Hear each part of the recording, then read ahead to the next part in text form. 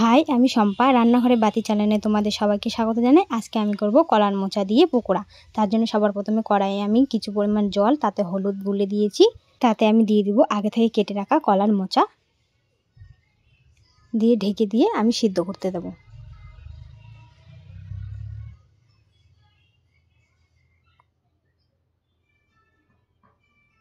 কিছুক্ষণ পর ঢাকা খুলে দেখে নেব যে কলার মোচাগুলো সিদ্ধ হয়েছে কিনা। দেখো, কলার মোচাগুলো একদম সিদ্ধ হয়ে গেছে। আমি একটা ফুটো পাত্রে ঢেলে নেব। এটা কিছুক্ষণের জন্য ঠান্ডা হতে দেব।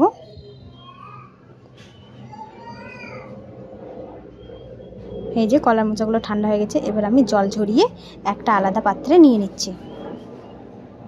আমার নেওয়া হয়ে গেছে। এতে দিয়ে দেবো পেঁয়াজ কুচি, আদা কুচি, আর দিয়ে দিব কাঁচা লঙ্কা কুচি।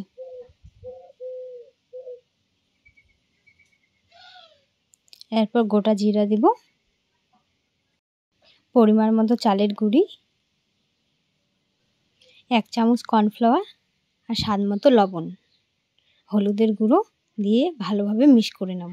এই যে আমার মিক্স করা হয়ে গেছে, ঠিক এরকম করে মেখে নেব। এরপর উনুনে কড়াই বসিয়ে কড়াইটা ভালোভাবে গরম করে তাতে দিয়ে দেবো পরিমাণ মতো তেল। কলার মোচার ব্যাটারটা আমি ঠিক হাত দিয়ে এভাবে গোল করে নিয়ে চ্যাপটা চ্যাপটা করে আমি তেলের মধ্যে দিয়ে দেবো। তোমরা দেখেই বুঝতে পারছো আমি কিভাবে দিচ্ছি। কিছুক্ষণ পর আবার নাড়াচাড়া করে দেবো, যাতে দুই পাশে ভালোভাবে ভাজা হয়ে যায়। দেখো, আমার দুই পাশে ভালো করে ভাজা হয়ে গেছে।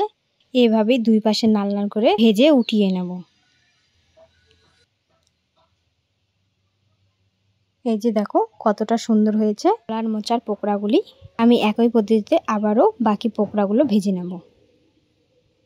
ঠিক এইভাবে হাতের সাহায্যে আমি এভাবে গোল করে চ্যাপটা করে নেব, দিয়ে তেলে দিয়ে দেব।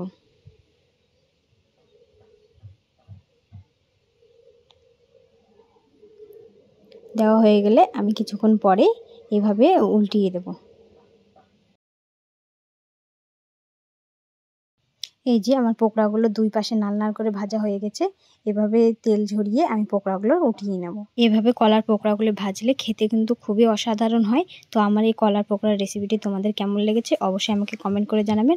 আমার চ্যানেলে নতুন হয়ে থাকলে চ্যানেলটা সাবস্ক্রাইব করে নেবেন। দেখা হচ্ছে অন্য কোনো ভিডিও নিয়ে। ততক্ষণ পর্যন্ত সবাইকে টাটা।